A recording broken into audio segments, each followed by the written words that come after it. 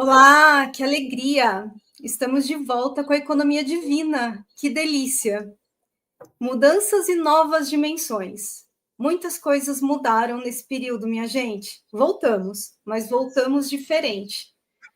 E continuaremos a compartilhar experiências sim, mas agora com foco direcionado para viver a partir do ser, da nossa essência. E eu vou relembrar um pouco, né, o objetivo da economia divina. Então, o objetivo é facilitar encontros que permitam a troca de experiências pessoais relacionadas ao processo de autodescoberta e despertar da consciência sobre a nossa verdadeira identidade. E o intuito é que seja uma conversa fluida, leve, apenas seguir o fluxo da curiosidade do nosso ser em conhecer o outro ser. Essa é a nossa intenção, pelo menos a minha, né? Eu espero que seja do nosso convidado também. E, curiosamente, quando eu senti de retomar os encontros da economia divina, eu senti de começar falando do amor, o amor com A maiúsculo. E a primeira pessoa que me veio à mente foi o nosso convidado de hoje. Então, fique aqui para descobrir comigo por que ele veio na minha mente. Ele é tradutor, terapeuta integrativo, fundador da Escola da Paz e criador do método O Caminho da Paz. Atua há 15 anos como terapeuta de traumas, relacionamentos e desenvolvimento humano. Álvaro Close. Querido, seja muito bem-vindo e muito obrigada por ter aceitado o meu convite.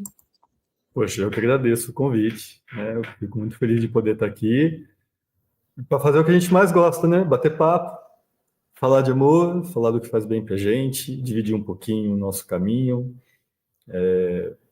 e sei lá, o que mais o coração pedir para a gente fazer, né? Pois é, engraçado você falar assim, né? Fazer o que mais a gente gosta, né? E hoje eu também falei sobre isso. Eu falei que eu gravo um outro podcast também, e eu falei, eu estou aqui fazendo o que eu mais gosto, tanto falar sobre isso e escutar, né? Então, que bom que você aceitou. Bom, eu começo então com uma pergunta, né? Conta um pouco da sua experiência, de como é que você entrou nesse caminho, nesse processo, enfim, se você. O que você sentiu Nossa, de falar? foi um caminho muito doido, mas assim, muito cheio de surpresas, de coisas inesperadas e que foram confluindo. Então eu comecei a entrar mais para esse lado de alguma coisa sutil quando eu era bem mais novo, pelo caminho das artes marciais, né? Eu cresci treinando, então eu treinei judô, treinei kung fu, aikido e tai chi, e ali eu comecei a descobrir o que era o tal do ki, né? Ou a energia, enfim. E foi o meu primeiro contato com algo que falava de alguma coisa mais sutil, né? Uma percepção não tão objetiva, não tão concreta, né? Mas isso foi uma coisa que ficou ali, meio que em segundo plano, e eu fui crescendo. Eu conheci o Reiki, né, na época do vestibular, inclusive minha irmã, minha mãe também. E aí, quando eu fui para a faculdade, minha mãe continuou se desenvolvendo, virou mestre Reiki, e aí eu me tornei um filho de uma mestre Reiki. E aí eu acabei desenvolvendo mais, porque ela me sintonizou, nível 2, nível 3. Aí eu comecei a trabalhar um pouco como terapeuta também integrativo, com o Reiki, aplicar Reiki, ia nos plantões de voluntário, mas eu ainda tinha aquela vida assim, universitário, jovem, querendo, né, conquistar o mundo, e isso também sempre foi alguma coisa que eu fazia meio que, assim, não com foco principal na minha vida. Até que alguns anos depois, eu tinha um restaurante e aí eu fui levar a minha mãe e a minha tia num curso de um professor em São Paulo. E aí era um lugar que não tinha nada para fazer, assim, não dava para deixar elas no curso, voltar a buscar depois, mas era, assim, era mais perto de São José do que do resto de São Paulo. Então, assim, eu ficava lá no final do dia, levar de volta para São José para a gente voltar no dia seguinte. Então, eu acabei participando do evento. E ali, por necessidade, eu acabei traduzindo uma tarde inteira o professor. E aí os organizadores gostaram, me convidaram para traduzir um outro evento dele, depois um outro, e eu comecei a viajar pelo Brasil acompanhando esse professor. E chegou um momento onde eu acabei fazendo meio que a transição, porque assim, aí eu traduzi ele, aí o organizador de um outro professor também gostou, me convidou para traduzir um outro professor, depois uma outra professora. Hoje eu trabalho com 4, 5, 6 mestres de várias linhagens da espiritualidade, do desenvolvimento pessoal, humano, de expansão de consciência, e cada um com uma linha diferente, de um jeito diferente, e de tanto acompanhar eles, eu acabei passando por um baita treinamento em todos os sistemas, em todas as técnicas, os métodos, e todos em algum momento olharam para mim e falaram assim, bom, agora você precisa começar a dar aula também. Né? E aí eu já estava fazendo essa transição, e aí é que eu percebi, assim, eu já tinha vendido o restaurante, já estava só como tradutor, como terapeuta, aí eu fui para a Índia, fiz uma formação em yoga, voltei, montei um estúdio de yoga, então assim, comecei, aí eu fiz a transição completamente, aí assim, eu parei com qualquer trabalho clássico, digamos assim, né? Minha formação clássica é em propaganda e marketing, depois em meio ambiente e uma pós em gestão ambiental. Enfim, mas na verdade eu sou isso, sou tradutor, sou terapeuta, construo casa ecológica, né? Tem o projeto numa fazenda, onde eu estou construindo uma pousada, um centro de retiros, tudo com construção ecológica, cultivando orgânicos. E aí a minha vida foi toda para esse lado, mais voltado para o que realmente traz liberdade para a gente. Né? Então, terapia, para a gente se libertar dos nossos padrões, dos nossos comportamentos autodestrutivos, das prisões da nossa mente, né, da prisão que é tentar ser normal,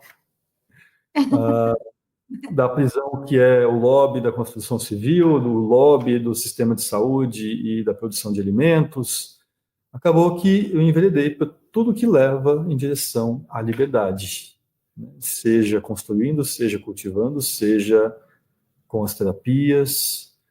E tudo isso, na verdade, é uma consequência do trabalho que eu fui passando comigo mesmo, né? Fazendo terapia, acompanhando esses professores, fazendo os meus processos, vivendo a minha transformação, né? E é muito engraçado, né? O último evento que eu fiz em São José foi o primeiro que um colega meu, um amigo de infância, participou, né? E aí eu fiquei muito feliz, porque é isso, a gente muda tanto, né? A gente vai se transformando ao longo da vida, e a gente vai entendendo coisas, e aí a gente realmente muda. E amigos, círculos, né? A gente vai deixando de conviver com alguns círculos, algumas pessoas vão ficando mesmo mais para a história. Então foi muito satisfatório estar na minha cidade natal, levando o trabalho que eu desenvolvo hoje, um Álvaro que existe hoje, fazendo essa ponte com um Álvaro que existiu 30 anos atrás, 25 anos atrás, né? E poder dividir isso com pessoas que fizeram parte da minha história e com essas pessoas que chegaram já nessa sintonia com o Álvaro que eu me tornei, continuo me tornando e vou continuar me transformando daqui para frente, e sabe-se lá Deus onde que a gente vai chegar, né? Pois é. Escutando você falando da sua história, me veio aqui, você estava sendo, só sendo, né? Eu acho que é isso, né? Porque, não sei, pelo menos é o que eu sinto, normalmente nessa construção ou nessa matrix, né? Você falou, você usou um outro termo, você usou o lobby, enfim, mas nessa matrix, nesse sistema, ou nessa maneira programada que que a sociedade foi construída, né? Não é um lugar, não é um espaço para você ser. A gente só mantém, né? Ou pelo menos a gente vai se encaixando, né? Para fazer parte, né? Dessas caixinhas, né? Que foram colocadas. E aí você trazendo a sua história, que incrível ela, Álvaro. Ou seja, foi muito natural, né? Não sei, pelo menos foi essa sensação que eu tive aqui. Foi quase que por acidente, né? Pois é, não tinha o que fazer, né? Então eu vou participar do curso. Foi desse jeito. E aí eu participei de um, de dois, de três, de 10. A hora que eu vi, eu estava fazendo 10 por ano. E aí, a hora que eu vi, eu estava fazendo retiro de silêncio, retiro de jejum, de uma semana em jejum. E aí, foi vivendo, fui vivendo. E é engraçado, né? Porque, assim, é isso, assim, estava sendo, não, eu estava existindo. Mas o ser, eu acho que, assim, essa questão de ser exige uma disposição para não tentar, assim, o ser ele é meio sem esforço, sabe? O que ficou muito claro para mim vivendo esse processo é o quanto eu me esforçava para parecer alguma coisa, para parecer normal, para parecer pertencente aos grupos que eu queria pertencer, para parecer ter determinadas características ou qualidades, né, para ser visto, tentando controlar a maneira como eu era visto pelas outras pessoas, né, que a gente chama de máscaras. Né? Então, assim, a gente coloca as máscaras e a gente precisa de algumas máscaras para situações que a gente vive no dia a dia. Né? A gente coloca máscara no trabalho, a gente coloca máscara para reunião de família. O problema não está em usar máscara, o problema está em uma hora achar que a máscara é o que nós somos. E é muito sutil isso, hein? Porque nós temos as Mas máscaras, talvez hoje a gente... Oi? Elas são ferramentas de interação social. Né? A gente se protege, a gente se resguarda, ou a gente evita gerar conflitos. Né? Porque a gente sabe que nem sempre a gente está conversando com alguém que está realmente interessado em desenvolver um diálogo de entendimento mútuo, de elevação, de aprendizado, parar para pensar por um ponto de vista diferente, e a gente coloca a máscara de quem está ali só batendo um papo mais superficial. E faz parte, e está tudo bem. Né? O problema é quando a gente esquece de tirar a máscara e começa a carregar ela o tempo inteiro. Né? A gente começa a ficar preso. Né? Tem um livro que fala o cavaleiro preso na armadura, né? O homem que bota a máscara do forte, do imbatível, do inquebrável, e chega uma hora que ele vira vítima disso tudo. Né? Porque o título é autoexplicativo, né? Ele está preso dentro da armadura. Ele perde, né, a troca real com o mundo real, com as pessoas reais. E o processo que eu vivi foi exatamente esse, sabe? Foi assim, já que a gente está falando de amor, já que a gente está falando do amor com A maiúsculo, né? A gente coloca armaduras, a gente passa, né? A gente vai crescendo desde criança, a gente vai aprendendo a colocar armaduras. Elas começam como armaduras mais frágeis, e com a idade, essas armaduras vão ficando mais sofisticadas. Sim. Né, mais rebuscadas, com conceitos mais elaborados, mas ainda assim são armaduras, são máscaras, são mecanismos de proteção, de segurança. E o amor, ele é algo que não consegue acontecer de verdade no nível da máscara, no nível da armadura. Né? A gente costuma falar assim, o amor é cego, ele aceita tudo. Ele aceita tudo, mas não é porque ele é cego, ele aceita tudo porque ele realmente enxerga tudo. Para enxergar tudo, ele tem que chegar além da máscara. Ele tem que chegar por detrás da armadura. Né? O amor, ele é um convite a tirar toda essa parafernália que a gente usa para evitar correr o risco de se machucar na vida. Né? E a gente vai acabar chegando no ponto objetivo final, que é falar sobre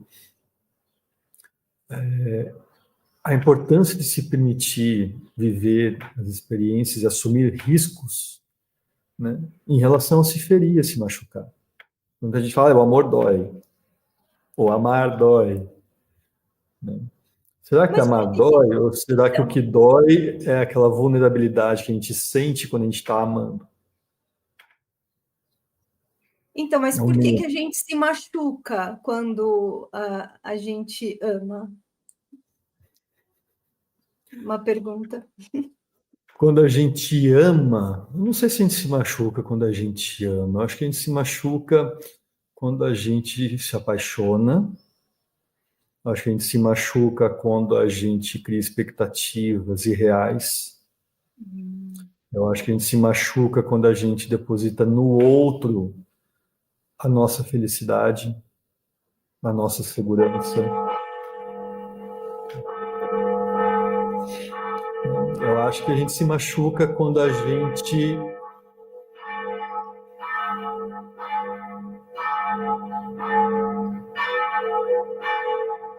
se machuca quando a gente não se reconhece como a fonte da nossa felicidade, do nosso amor, da nossa paz. A gente delega isso aos outros.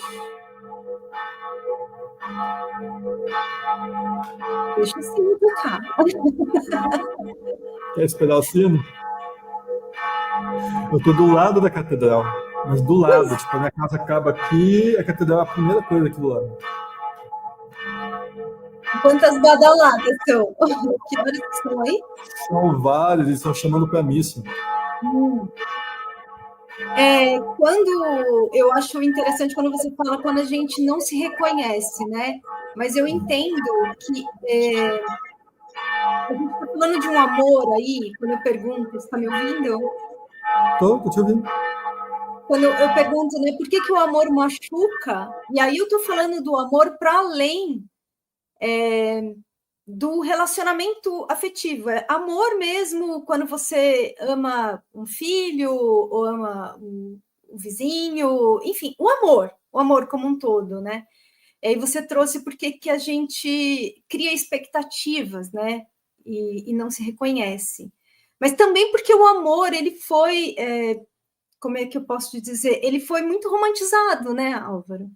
Ele tá cheio de mácula, como de manchas mesmo, de padrões, de condicionamentos, né? De condicionamentos, eu acho que essa é a palavra, por isso que a gente cria essas expectativas, né? Porque ele está cheio de condições, de condicionamentos, né? E aí, quando eu falo do amor, quando eu começo a falar do amor, que eu gostaria de falar com amor com A maiúsculo, e me veio muito você na mente, porque eu conheci você lá pelo espaço 405 Nossa Casa, você levando uma prática, né? E aí eu gostaria que você trouxesse um pouquinho dessa prática também. Isso continua.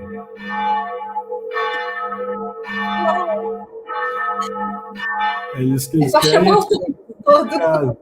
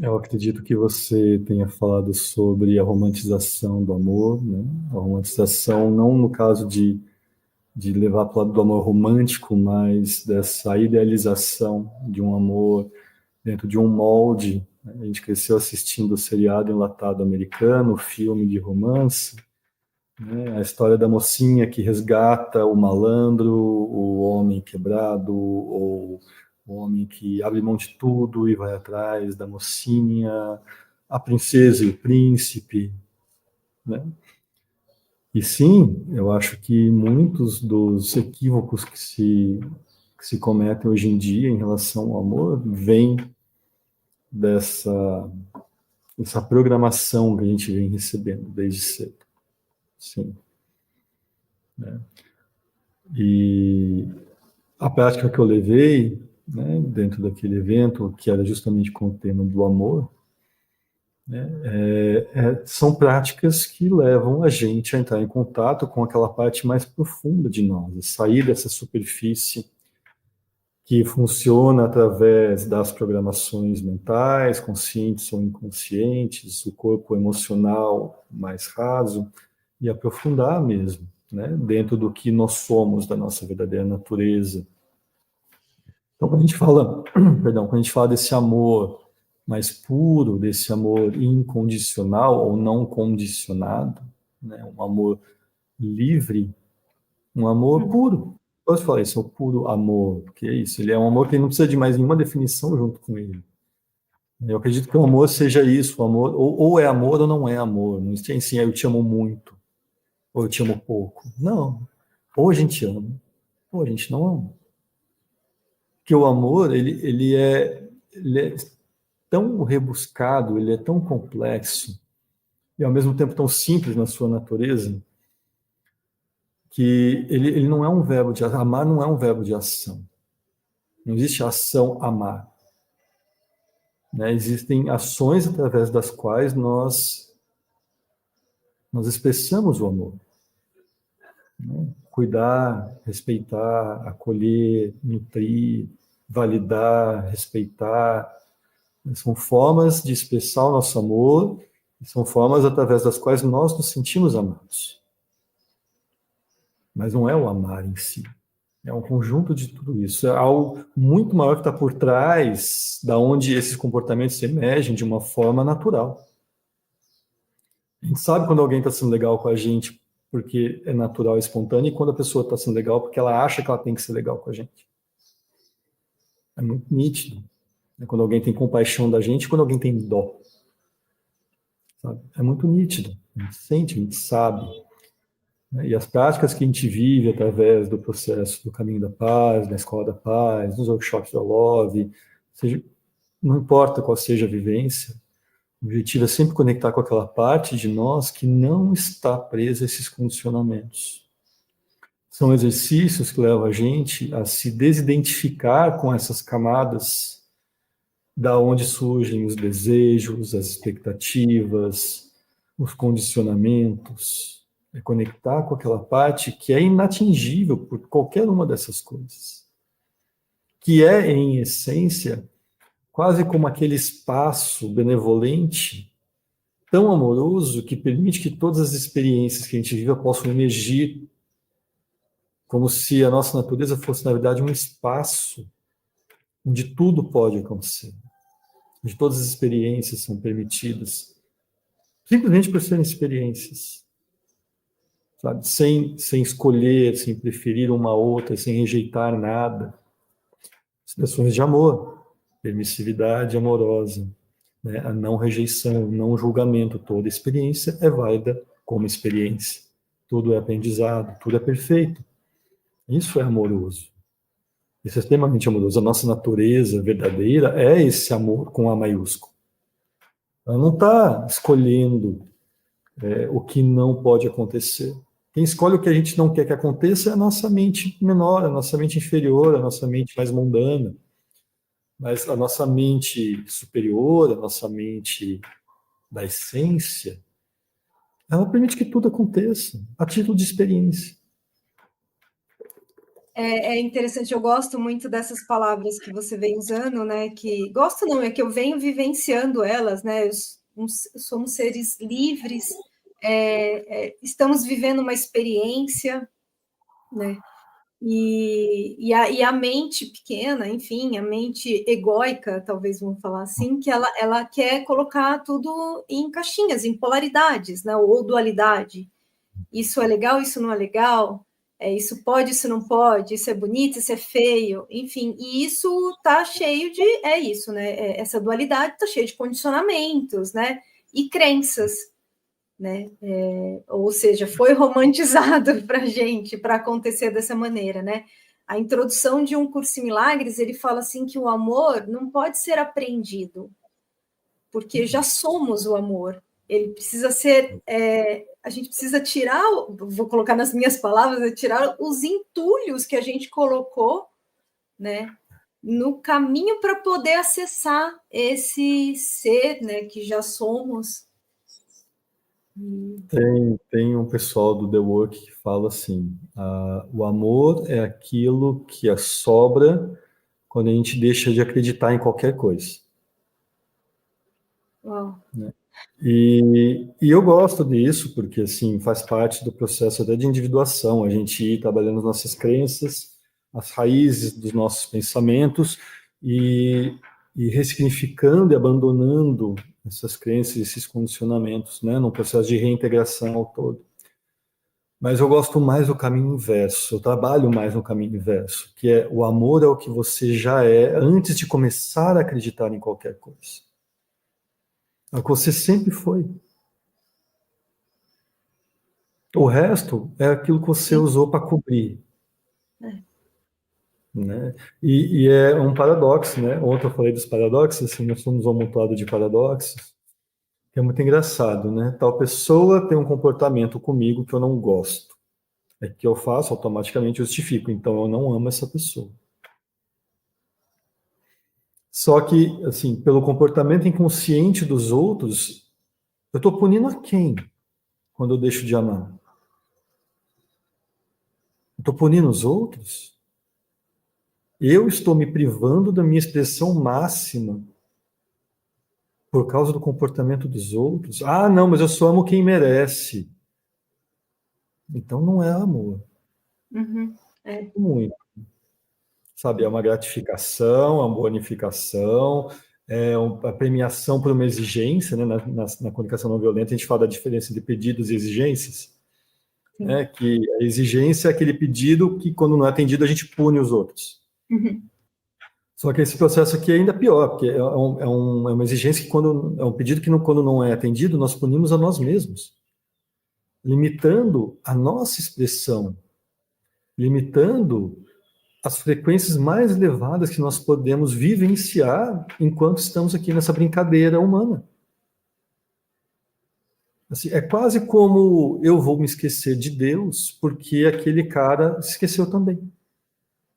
Eu vou esquecer quem eu sou, eu vou abandonar a minha verdadeira natureza, eu vou me abandonar, eu vou deixar de expressar o que eu sou porque o fulano também fez isso. Porque ele preferiu ter uma expressão não amorosa, não gentil, não cordial, ou só porque eu não gostei do que ele fez ou do que ele falou, e aí eu vou me punir, eu vou me proibir de amar. Eu vou acreditar que o meu amor é algo que precisa ser merecido e que vai fazer bem para os outros, quando na verdade amar é uma coisa que faz bem para mim.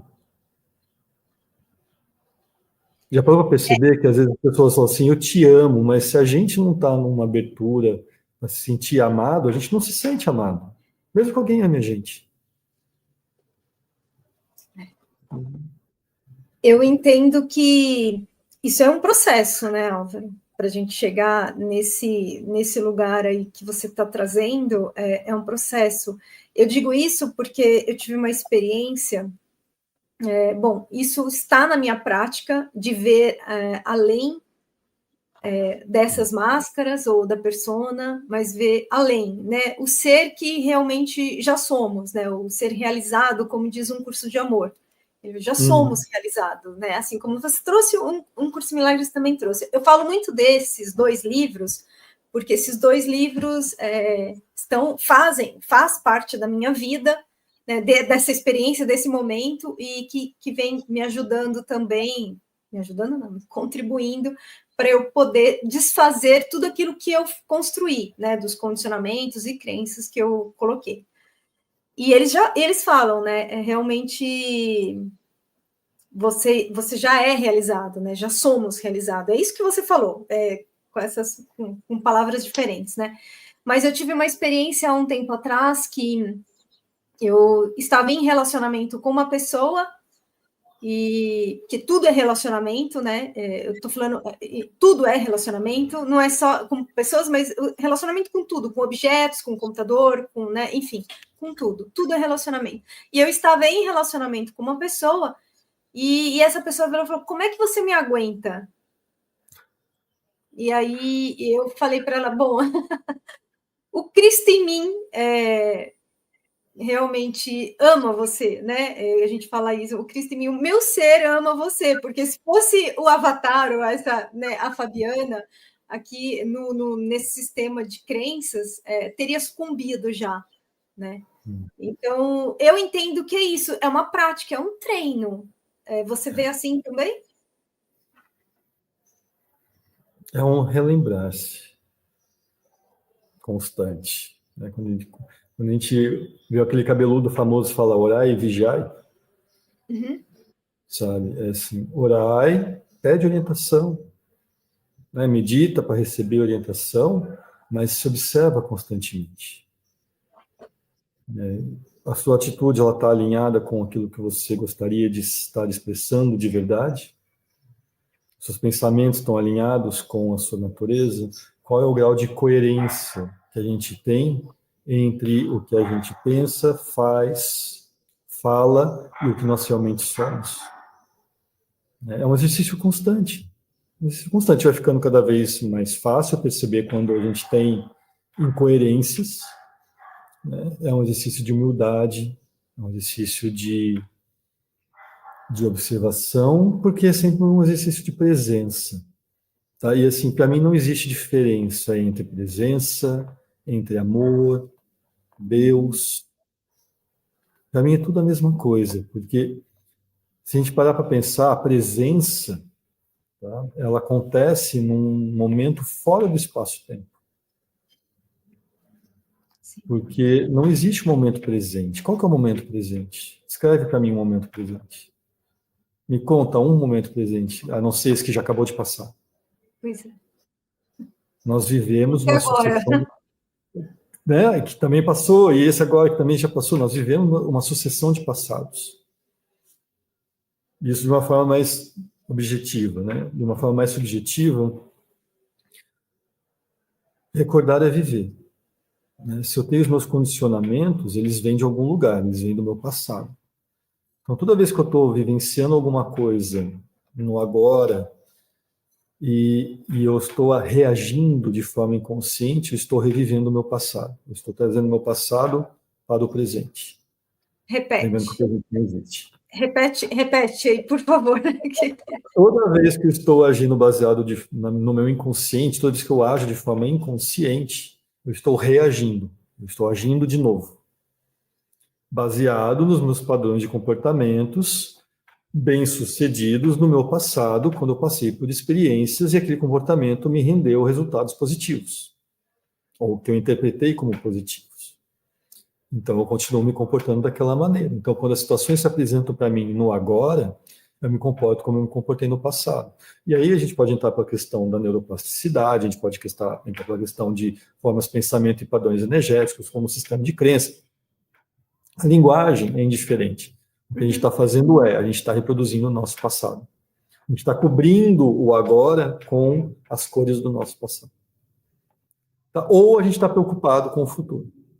Está preocupado que o passado vai se repetir no futuro, a gente está criando cenários, a gente está tentando controlar as situações, a gente está tentando garantir que o que a gente quer que aconteça realmente aconteça, ou tentando garantir que o que a gente não quer jamais aconteça. Então a gente está sempre agindo baseado em julgamento, em aversão ou desejo, em controle. Cadê as qualidades do amor nisso tudo? Onde que está o amor nessa história? Se o amor é acolhimento, se o amor é permissão, se o amor é compaixão, se o amor é compreensão e entendimento. Não é exatamente o oposto dessas coisas que eu acabei de falar? E isso tudo começa em nós mesmos, né? Sempre em nós, sempre em nós, sempre através das nossas crenças, sempre através da nossa mente, sempre através das nossas emoções, dos nossos impulsos, das nossas tendências, tá? No meu entendimento, qual é o trabalho principal? Tá? É entender por que a nossa mente funciona da maneira como ela funciona, por que nós sentimos as coisas que nós sentimos, quais são as coisas que nós preferimos morrer a ver acontecer de novo, porque acontece isso, tem gente que prefere morrer a ver um passado se repetindo no futuro, por causa do tamanho da dor que aquilo trouxe. Vamos lembrar que os nossos sistemas de crença começam a se formar desde a primeira infância. Quando as crianças passam por experiências que elas nem são capazes de compreender verdadeiramente, mas que elas já adquirem registros emocionais extremamente intensos. A nossa memória, ela é muito pouco factual, ela é muito emocional. O que a gente guarda, na verdade, é 10% de fato, 90% de sensação. E aí a gente passa a vida inteira tentando evitar que as sensações negativas do passado voltem a acontecer, baseado na interpretação racional de uma criança de 3, 4, 5, 10 anos de idade. É por isso que a gente vê adultos de 40, de 50, de 60 anos, eles se comportando de formas extremamente infantis. Porque não são adultos de 40, 50, 60 anos. Está entendendo? É uma É porque versão não de tem nada 5 a ver anos com a de idade. idade. Oi? Uma questão, é uma criança de 5 anos de idade que aquele adulto trouxe lá do passado para viver naquele agora. Sabe? Então, assim, baseado em julgamento, baseado em medo, baseado em aversão, baseado em desejo, baseado em tudo aquilo que, na verdade, são características opostas, diametralmente opostas, às qualidades expressadas pelo amor. Então, quando a gente fala em presença, em estar presente, a gente fala em estar completamente livre das projeções da mente, que são baseadas no passado ou preocupadas com o futuro. Porque se o presente não existe, o que existe? Existe o estado de presença. Que, sim, que para acontecer, a gente precisa estar cada vez menos em rejeição, aversão, em julgamento, ou seja, a gente precisa estar cada vez mais em acolhimento, em permissividade, em compreensão, em entendimento, em respeito, em admiração à vida, ao outro, a nós mesmos. A gente precisa estar amando. Quer ver o tempo parar? Ama. E naquele momento, a gente é uma expressão divina. Porque não existe nada mais divino do que ser esse espaço onde a vida pode acontecer sem qualquer rejeição, sem qualquer apego, sem qualquer problema, sem qualquer condenação, sem qualquer. A dualidade se desfaz, o próprio pecado conceitualmente deixa de existir. Porque o que existe é um amor e um respeito a todas as possibilidades de expressão da vida. Tá? Não estou tirando a responsabilização por atos danosos e tudo mais. Estou falando de uma outra dimensão de percepção.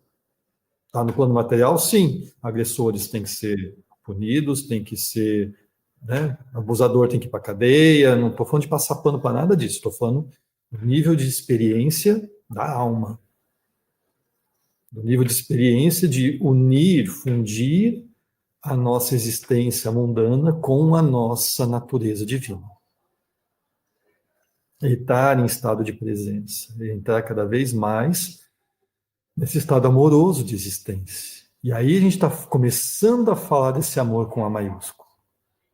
Porque daí a nossa expressão natural, o quê? É compaixão, é empatia, é acolhimento, é respeito, é admiração. As ações são frutíferas porque elas são baseadas nesses princípios. A vida se transforma. E a gente pode ver lampejos disso. A gente pode ver muitos lampejos disso. Esse estado amoroso, né, que às vezes pode parecer até um transe, pode parecer até um estado de loucura, um delírio. Né? Dentro do catolicismo, eles chamavam isso de a loucura dos santos. Tá? Mas é um estado de graça. No yoga a gente fala de Satitananda, né? Então está em estado de bem-aventurança, o estado de prema. Né? Cada sistema dá um nome diferente para a mesma coisa.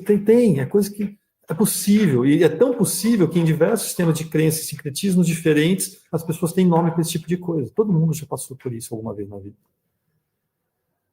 Sim, é que, na verdade, é a mesma coisa que você trouxe, mas cada um vai trazer de uma maneira diferente, porque ainda estamos na separação, né? Ainda estamos na separação mesmo. Então, precisa ter diferentes religiões, filosofias, caminhos, conteúdos, experiências para a gente poder acessar isso, né? Porque cada um tem um funcionamento.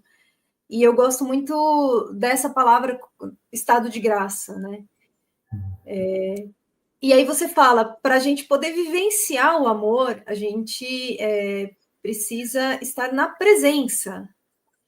E a presença e o estado do amor viverem sentindo, né? Compaixão, o acolhimento, a gentileza, a amorosidade.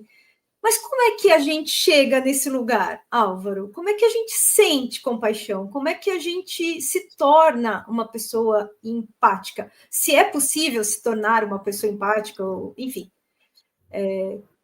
Como é que é esse processo? Como é que é esse caminho?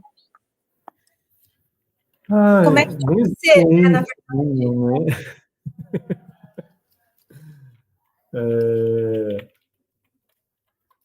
Vou até procurar aqui.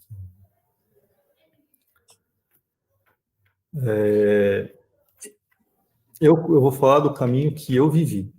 Uhum. Eu não sei quantos existem, eu não sei se são X, Y. Eu posso falar de como foi a minha experiência.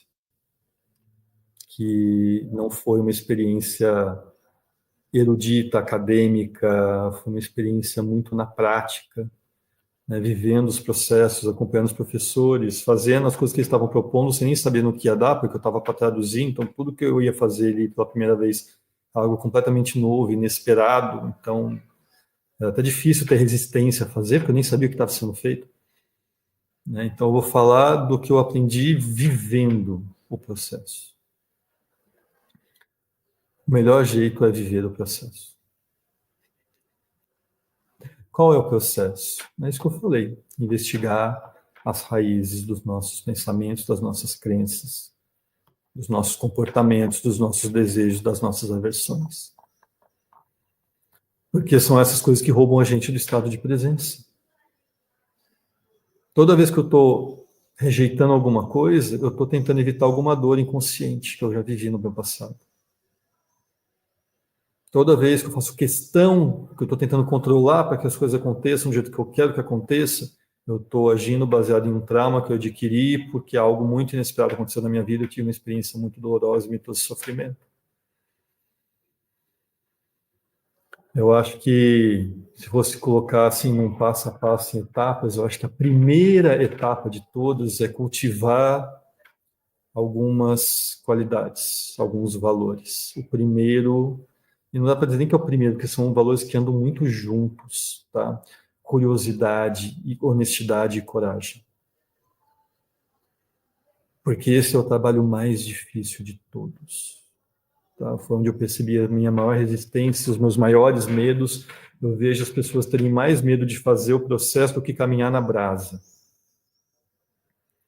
Porque encarar a nossa dor, encarar o nosso sofrimento exige muita coragem, exige muita determinação a não querer mais sofrer. Bingo. Né?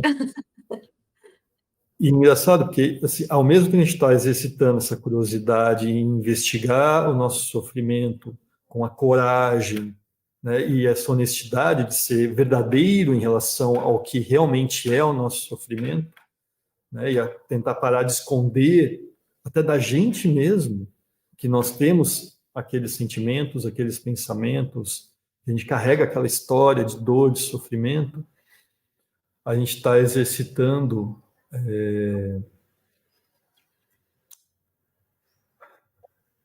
gente está exercitando a nossa capacidade de se colocar em um estado de humildade, em se colocar vulnerável, em sentir mesmo a nossa dor. Porque o sofrimento, ele não é o apego à dor, como a maioria das pessoas dizem. Porque se eu olho para a minha dor, eu enxergo de onde ela vem. E se eu olho para a minha dor hoje, eu enxergo que ela vem, e normalmente vem de quando eu era muito mais novo, né? E se ela foi uma coisa recente, ela é um desdobramento da mesma dor que aconteceu quando eu era muito mais novo, né? Porque o padrão ele vai se repetindo. E eu faço isso com a consciência que eu tenho hoje, eu levo a entendimento, a uma memória, que é 90% impressão de uma criança. E aí eu trago realidade para aquela memória. E aí eu trago entendimento, eu trago consciência, e eu trago maturidade, porque daí eu pego a mente de um homem, de uma mulher maduro e levo ela de encontro àquela mente da criança que viveu a situação dolorosa. E nesse momento, a gente tem quase que um choque de realidade, de perceber que, não, a gente não morreu. A gente sobreviveu. Eu desafio, se tiver alguém aqui escutando a gente nessa gravação, ou se tiver alguém te ouvindo aí em volta, ou alguém me ouvindo aqui em volta, não sei se tem, que não sobreviveu a qualquer coisa que já aconteceu na sua vida, me escreve, por favor, que a gente precisa conversar. Ou Mas é seja, impressionante. não, então você sente, você se permite sentir aquela dor. Eu estou colocando numa estrutura, tá? Você sente, você se permite reconhecer, né, sentir aquela dor, ou aquela situação que te trouxe dor, que seja um gatilho, e aí você traz para os dias de hoje, vamos colocar assim, né? E Tá, vamos dizer coloca. assim, como que eu faço no meu processo, então, terapêutico? Como que eu transformei essa minha experiência toda em um processo linear? Uhum. A gente passa a vida querendo coisas, achando que quando a gente tiver aquelas coisas, nós experimentaremos ou vivenciaremos determinados sentimentos e emoções. Assim, eu quero ser feliz, mas assim, eu quero ser feliz através de ter um carro do ano, com uma casa, um condomínio X, no emprego tal, no lugar tal, ou estando com tal pessoa. A gente tem os entendimentos, né, a nossa programação de quais são as coisas que nos fariam felizes. E o que a gente mais vê é que as pessoas que elas conseguem tudo, isso não necessariamente as faz felizes. Por quê? Porque a gente tem a tendência a achar que o que a gente quer é o que a gente precisa. Tá? Então, quando a gente se permite olhar para a nossa dor, olhar para o nosso sofrimento, identificar a raiz desse sofrimento, qual que é a nossa dor verdadeira, a gente começa a poder enxergar qual é a nossa verdadeira necessidade. O que eu realmente estou precisando? Qual que é o buraco que eu tenho de verdade, que eu estou tentando tampar com aquela casa, com aquele carro, com aquela conquista, com aquele dinheiro, seja com o que for. Ali eu enxergo qual é o buraco de verdade. Aí eu posso me dar exatamente o que eu preciso para tampar aquele buraco. E de verdade, 99% das vezes não é o que a gente queria. E a Não é maturidade, externo. ela vem disso. Então, assim, a gente começa a trazer essa maturidade quando a gente começa a realmente ser capaz, de uma forma ativa e consciente, separar o que a gente quer do que a gente precisa. Aí a gente pode se dar. E aí a gente vai falar de amor, porque a gente vai falar de acolher a si mesmo. E isso, tá? Isso, assim, é uma super simplificação de um processo que a gente pode chamar de acolhimento da sombra, de cura da criança interior. E aí tem N nomes, né? Ressignificação de crenças, transmutar formas de pensamento, enfim, porque todas as crenças que surgiram a partir daquela experiência, elas começam a se dissolver naturalmente. Quando a gente entende o que a gente realmente precisa e começa a se dar e a suprir a nossa necessidade que não estava sendo atendida. A gente entende quem realmente pode suprir essa necessidade e a gente começa a exigir menos dos outros. A gente começa a exigir menos da vida. A gente começa a achar que a vida é menos injusta. Porque, via de regra, a gente sempre pode se dar, como adultos, aquilo que quando criança nos faltou. A gente entende qual é a nossa responsabilidade. A gente sai do jogo de culpar, a gente sai do papel de vítima da nossa história. A gente assume a responsabilidade por sermos ativamente os agentes de transformação e elevação da nossa vida e dos nossos relacionamentos. Porque, sim, tudo é relacional. Né? Por que eu tenho problema de relacionamento com a Fabi? Porque eu não estou me relacionando com a Fabi, eu estou me relacionando com a imagem que eu tenho dela. E toda vez que a Fabi se apresenta como ela é e não como a imagem que eu tenho dela, eu entro em sofrimento. Porque eu faço questão que o filme que existe na minha cabeça seja realizado daquele jeito. Então, todo sofrimento ele vem do choque de realidade entre o que eu idealizei e as coisas como elas são. Como que eu posso ver as coisas como elas são? Eu tenho que parar de projetar o que eu considero ideal. Então, eu tenho que curar os meus traumas, eu tenho que curar as minhas dores, eu tenho que realmente começar a aceitar que as coisas sejam como elas são, para que eu possa vê-las como de fato elas são. E aí eu não tenho mais decepção. E aí eu tenho mais amor. E aí eu posso efetivamente amar a Fabi. Porque daí agora é com a Fabi que eu estou relacionando, e não com a imagem que eu criei na minha mente sobre ela. E isso, só o estado de presença dá pra gente. E é um processo gradual. Sim. Sabe? E toda vez que alguma coisa desagrada a gente do comportamento do outro, a gente pega isso e investiga na nossa história de vida, por que aquilo me doeu. E eu vou achar mais uma crença, eu vou achar mais um lugar, um ponto de origem de uma dor barra sofrimento. E aí eu trabalho aquilo lá e assim, a dor eu nunca vou apagar, mas o sofrimento deixa de existir. Uhum. Porque a dor acontece, viver dói, é fato. Viver dói. Você chuta o pé da cama, o dedo dói. Você leva um tapa, dói. O seu carro quebra e você estava com o dinheiro contado naquele mês e não podia pagar o consumo, dói.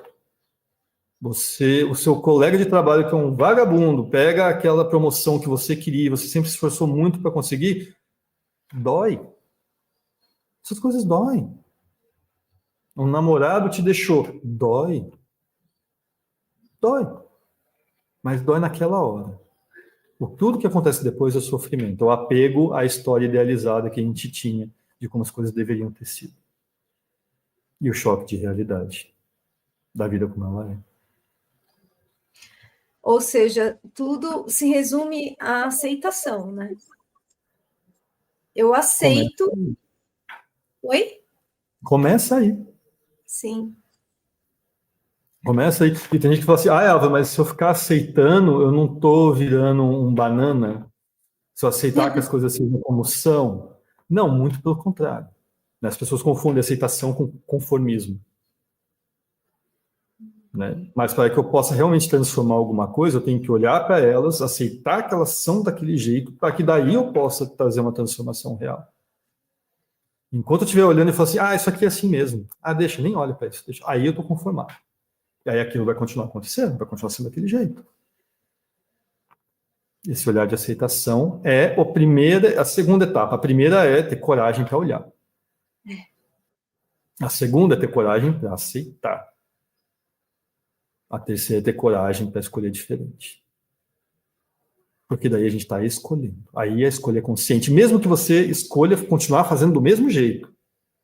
Mas aí foi uma escolha. Você não é mais vítima do seu inconsciente. Você não é um escravo do seu passado, do seu medo. Você escolheu. Tá bom. Tudo bem.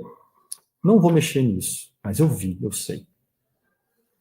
E sustenta, né? E realmente sustenta, né? Aquela escolha. Porque mesmo que você escolha é igual, né? Mas você está escolhendo de maneira consciente. Eu tive uma cliente que ela me procurou porque ela queria ajuda para se divorciar. Porque ela não gostava mais do marido, porque isso, porque aquilo, e elencou, obviamente, inúmeros defeitos. Mas a gente aplicou o processo, ela entendeu de onde vinha o incômodo dela em relação àquelas características dele, e que para muitas pessoas aquilo lá nem era um problema. Tá? Não estou falando de gente abusiva, gente violenta, nada. Estou falando de problemas banais de dia a dia. Tá? O que aconteceu? Ela fez uma escolha de continuar com ele. Mas ela fez uma escolha. Ela não ficou com ele porque ela estava empurrando com a barriga, porque ela estava com medo de separar. Ela olhou, ela identificou, ela entendeu e ela escolheu. Tá bom. Isso nunca vai mudar. Eu falei para ela, provavelmente não. Vai ser assim para o resto da vida? Sim. Você consegue amar ele mesmo que ele seja assim para o resto da vida? Ou você só está frustrado porque até agora não conseguiu controlar e impedir que ele fosse como ele é? Controlar, né? Impedir. Será que o que você diz que ele não te ama porque ele faz essas coisas não é exatamente o quanto você não o ama para exigir que ele mude para poder agradar ao seu gosto? Uau. Entendeu? Porque tem que ter coragem, honestidade, franqueza. Porque as pessoas não mudam as outras. Tudo bem, a gente muda alguns comportamentos porque isso pode incomodar alguém que a gente ama. E por amor, por não querer que aquela pessoa, a gente muda. A gente não muda porque aquela pessoa falou que a gente tem que mudar. É diferente. E é muito mais fácil e a gente se sente muito mais aberto para mudar quando a gente tem permissão para não mudar. Por isso que todo esse trabalho que eu faço, ele é baseado em compaixão. Por isso que o amor, ele é permissivo. Porque eu vou te amar mesmo que você nunca mude isso. Eu vou te amar mesmo que você seja exatamente como você é, que você pense o que você pensa, que você diga as coisas que você diz. Eu vou te amar para sempre, desse jeito. Isso te deixa mais confortável ou menos confortável fazer alguma coisa para me agradar? Nossa. Uau! Eu achei interessante você usar essa palavra permissivo junto com amor, né? Porque normalmente essa palavra permissiva, ela tem, enfim, tem uma outra conotação, né? Eu vi em outro contexto, mas assim, é isso, é você ser permissivo àquilo, né? Mas quando você fala do amor com A maiúsculo incondicional, ele é um amor permissivo, porque ele permite, né? Porque ele permite que o outro seja a maneira como ele está sendo, né? Quantas vezes você mudou alguma coisa porque alguém chegou para você e falou assim: olha, esse seu comportamento faz mal para você, você precisa mudar? Mas quantas vezes você mudou porque você fez alguma coisa, deu com a cara no muro, entendeu que aquilo lá não funciona e aí você resolveu mudar? Sim. Mas Se eu até te amo, se eu te amo, como que eu posso privar você de ter a experiência que você precisa para realmente aprender de uma forma que vai trazer uma transformação real para a sua vida? Eu vejo a maioria das dificuldades hoje que os pais têm na criação dos filhos é permitir que eles se deem mal. sim. Privar que o filho dê os burros na água. Se frustra. Mas é porque veio aquela história, né? Veio contada assim e foi realmente sendo reproduzida, né? Eu não quero que o meu filho passe por aquilo que eu passei. É um discurso, uma narrativa que ficou muito comum, né? E aí E hoje que é eu muito entendi. bonito. Oi? E que é muito bonito. Na Não, tá teoria é tudo. bonito. Pois é, mas na prática, na teoria ou em qualquer cabe qualquer coisa, mas na prática mesmo realmente não funciona, porque é isso. Tudo bem, eu não quero que meu filho passe por aquilo que eu passei, mas privar ele de certas experiências ou das experiências dele. Hoje eu tenho um filho e hoje eu também estive nesse lugar de não querer que o Diego passasse por aquilo que eu passei. Então, corri atrás, né? Enfim, oferecia, conseguia oferecer muita coisa, e muita coisa ele não passou e não vai passar, mas outras ele vai passar, porque faz parte da experiência dele, né?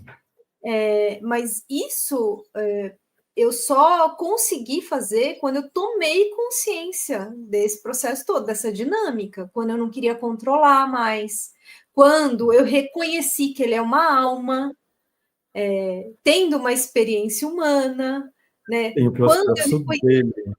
Oi?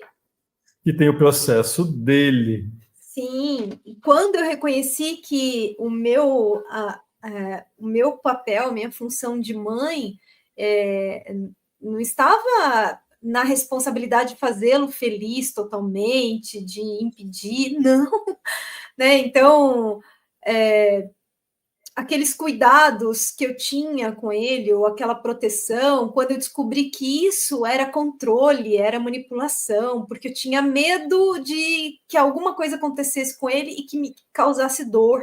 Olha o egoísmo, o nível. Então, essas são as coragens, né? Foram as coragens que eu precisei ter para olhar nesse processo todo. E não só isso, né? Também no meu relacionamento com a Lê, que foi meu marido. Nossa, por quanto tempo eu também tentei mudá-lo. Muitas vezes.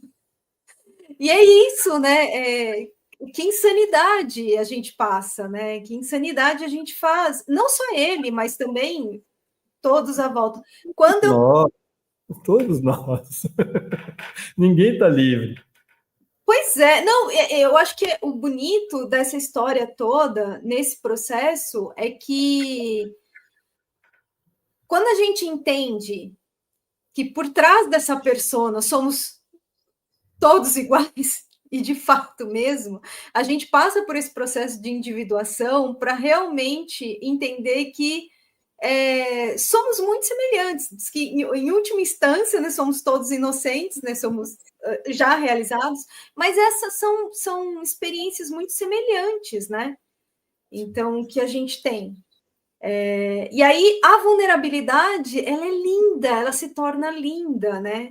E de um lugar confortável de você trazer. Porque aí você conecta, se reconhece, porque o outro também, gente.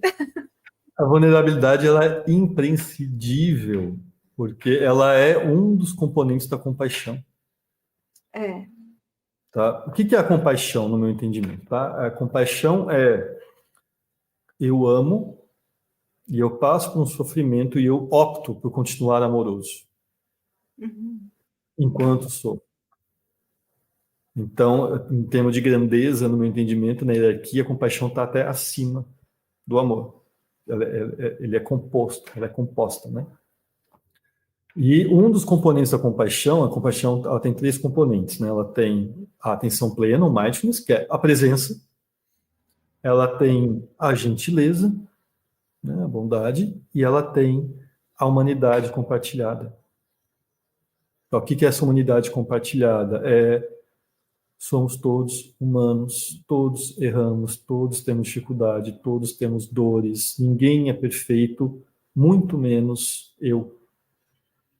E isso gera conexão. Tá? Quando a gente chega para um grupo de amigos e fala assim, olha, eu estou mal, estou passando uma situação assim, assim, assado, isso desperta compaixão. Para alguns desperta dó, mas, via de regra, vai, compaixão. Sabe? Ninguém tem compaixão de quem posa sempre como perfeito.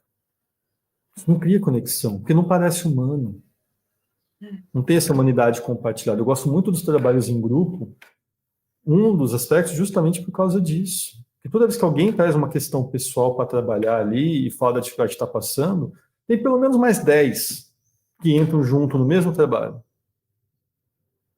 E aí é muito legal quando a gente se coloca nessa posição vulnerável de mostrar a nossa dificuldade, de mostrar o quanto a gente está sendo desafiado com alguma dificuldade e ver que a gente não está sozinho. Não sou só eu. Porque é algo que gera até uma falta de compaixão para consigo mesmo. Né? A gente tem a tendência de olhar para os outros e falar assim, tá todo mundo bem, só eu estou me lascando com esse problema aqui, só eu não sei lidar com isso. Aí, ó, tá todo mundo ótimo, eu estou aqui ferrado. Não, é muito bom saber que tem mais gente se ferrando. A gente se ferra com compartilhamento né, dos desafios. Porque daí some aquele distanciamento que a gente tem na tendência de olhar para os outros e achar que a gente está abaixo. A gente está inferior porque a gente está tendo aquele desafio, a gente está tendo aquela dificuldade que os outros não têm. A gente pode se julgar como incapaz, como burro, como seja lá qual for o julgamento que a gente use naquele momento. Sim. E aí a gente nivela, a gente se vê como iguais, humanos, como falíveis. E aqui a gente encontra apoio, aqui a gente encontra suporte. E a gente sabe para receber. A gente não precisa pedir. Sim. Muito bom, muito bom.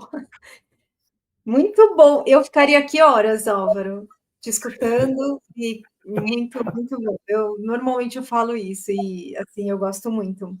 Mas conta pra gente da Escola da Paz, do Caminho da Paz, como é que funciona, né? As suas práticas, enfim, o que você oferece.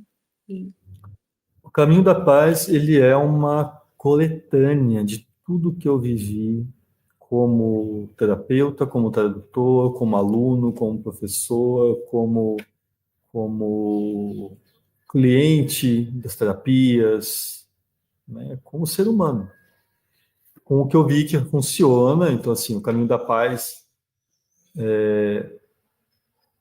O que eu trouxe para o caminho da paz? Eu trouxe a organização, a forma como os conteúdos se desenvolvem e se conectam entre si. Tem muita coisa que funciona por aí, a gente não precisa reinventar a roda.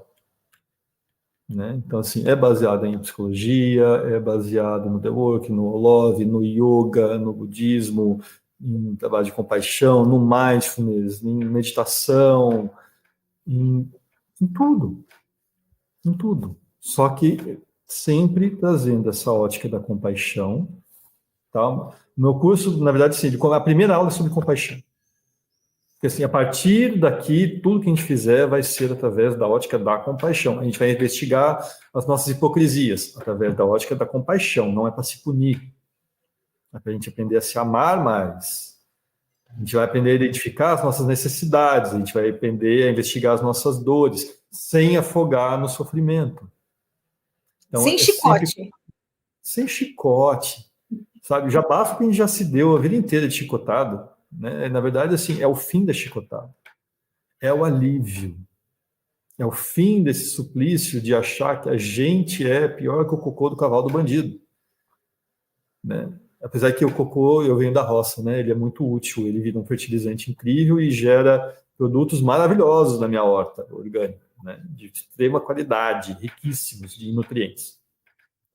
E o processo é esse, aliás, fazendo essa ponte então com esse meu lado meio Chico Bento. Né? O que diferencia o esterco do composto, do adubo? Tá? É que fazer aquela pilha, é regar, é revirar, é fazer um processo que se chama curtir. Né? O composto, o adubo, ele é o esterco curtido. Então, o que a gente faz é isso, a gente se revira, a gente olha para a nossa nhaca, através da compaixão, a gente vai mais fundo dentro da gente mesmo e a gente aprende a se curtir. A gente aprende a gostar mais da gente e a gostar desse processo de ser mais forte, mais corajoso, mais honesto com a gente, com as nossas dores. Consequentemente, a gente se torna mais honesto, mais sincero, mais verdadeiro com as outras pessoas também e aceita melhor as dores delas. A gente se torna mais compassivo, a gente se torna mais amoroso, e aí todos os nossos relacionamentos começam a se transformar. Porque o nosso modo de se relacionar com a gente mudou. E a gente só trata os outros como a gente se trata. As pessoas só tratam a gente como elas se tratam. Tudo que as pessoas falam pra gente, aquela pessoa foi grossa comigo, sabe que dentro da cabeça dela é daquele jeito 24 horas. Com você foi 5 minutos. Mas aquela pessoa escuta aquele tipo de coisa na mente dela o dia inteiro. E se isso não te traz um pouquinho de compaixão, vem fazer o curso, porque está precisando. Eu costumo dizer que, enfim, é um senso comum também, a gente não dá aquilo que a gente não tem, né? Então, todo trabalho precisa começar dentro, é dentro, né? Para a gente poder... O mundo muda quando a gente muda. É simples assim. Né? Quando a gente muda o nosso jeito de pensar, o nosso jeito de agir, o nosso jeito de elaborar, né? O modo como a gente interpreta tudo, quando a gente muda isso, o mundo inteiro, o universo todo muda. Porque o universo é uma construção mental. Então, se a gente muda a nossa mente, a gente muda literalmente o nosso universo. E tudo que está nele. Segundo um curso em milagres, uma mente sem treino nada pode realizar. Ele fala assim, né? E é isso que você acabou de falar em outras palavras, né? Então, esse é o seu curso, é curso, né? Ele é um curso, ele está indo para o digital agora, antes ele era feito todo ao vivo, encontros, agora ele está sendo gravado, mas também sempre mantendo encontros ao vivo, né?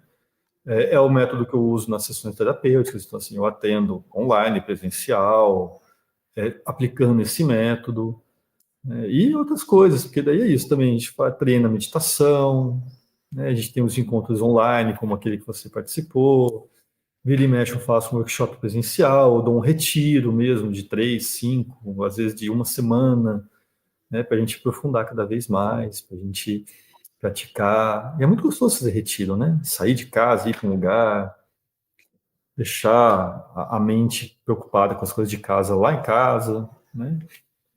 Eu acho Sim, que é essencial, assim, o retirar-se, muitas vezes é importante.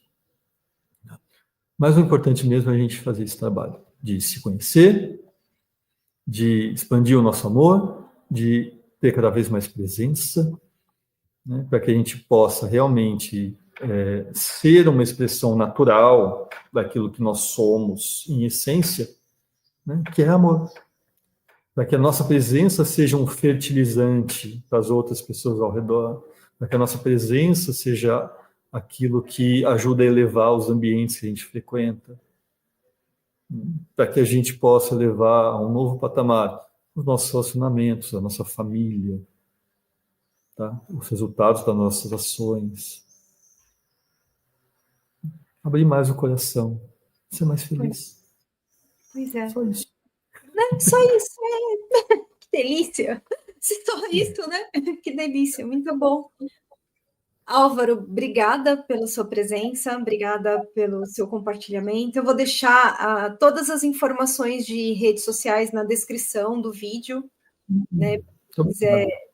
fazer contato com você, participar e abrir o coração, né? Porque estamos entrando na era do coração.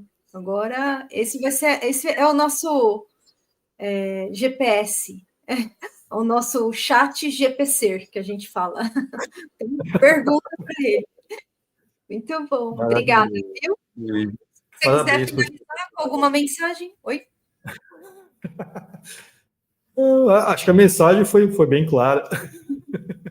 E eu quero só agradecer mesmo a oportunidade de estar aqui, esse trabalho que você faz, agradecer você pela sua disponibilidade, né, pelo seu comprometimento em expandir amor, expandir informação. Né, eu falei lá no Encontro ao Vivo que eu faço tudo em prol da liberdade e da democratização do acesso a essas coisas, e a gente é bem alinhado nisso. Então, parabéns pelo seu trabalho. Muito obrigado. Muito bom, obrigada. Eu agradeço também. Ah, gente, quando a gente se encontrou aqui, eu participei ontem do encontro do Álvaro, e aí eu perguntei, a primeira pergunta que eu fiz para ele quando a gente se encontrou hoje foi: o que que você fez com a gente? Porque que incrível, que energia incrível, Álvaro. Eu realmente fui para uma outra dimensão, com aquela energia toda. Muito bom, obrigada, viu? Isso é você. Se foi Uhum. só com uma outra dimensão do que você já é. É só isso. Ai, que delícia ouvir isso. Muito bom. Obrigada. Muito bom. Gratidão, gratidão, gratidão. Eu também Até já. agradeço.